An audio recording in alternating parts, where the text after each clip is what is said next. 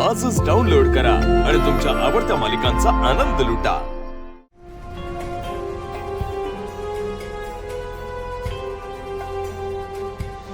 तुला किती वेळा सांगायचं माझ्या रूम मध्ये यायचं नाही ते? हे बघा, मी तुमचा जास्त वेळ नाही घेणार।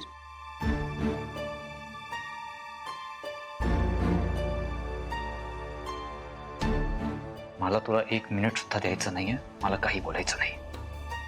बोलू नका, पण बघू तर शकता ना?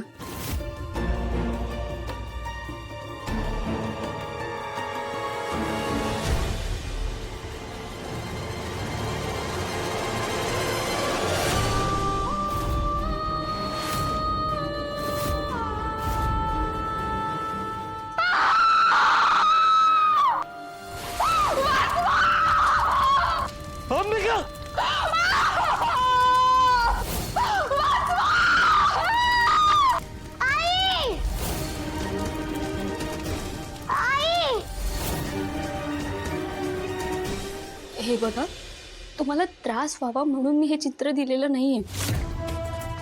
आता या क्षणी आपण फक्त वेदाचा विचार करायला हवा।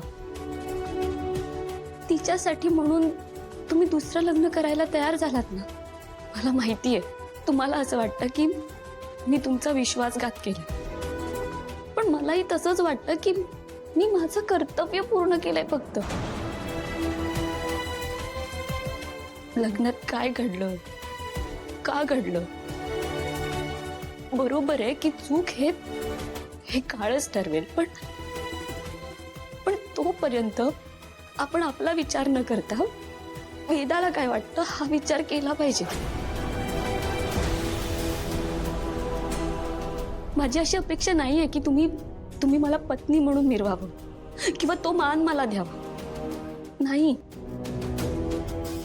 पण वेदासाठी म्हणून आपण तिचे आई बाबा म्हणून राहू शकतो ना? हे बघा, आज जर तुम्ही या पूजेला आलात ना, तर सगळ्यात जास्त आनंदी वेदा असेल। मलाही तुमचं ते बाप लेकीचं आधीसारखं नातं बघायचं, आणि कदाचित त्याची सुरुवात या पूजेपासूनच होईल।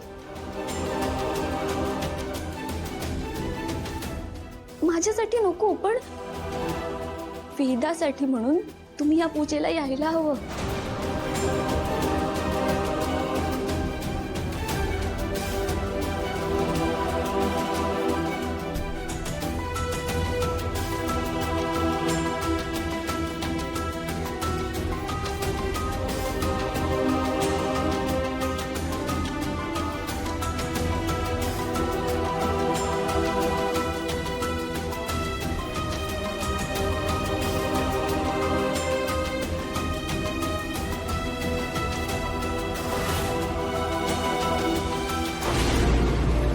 तुला जपणार आहे मी, तुला जपणार।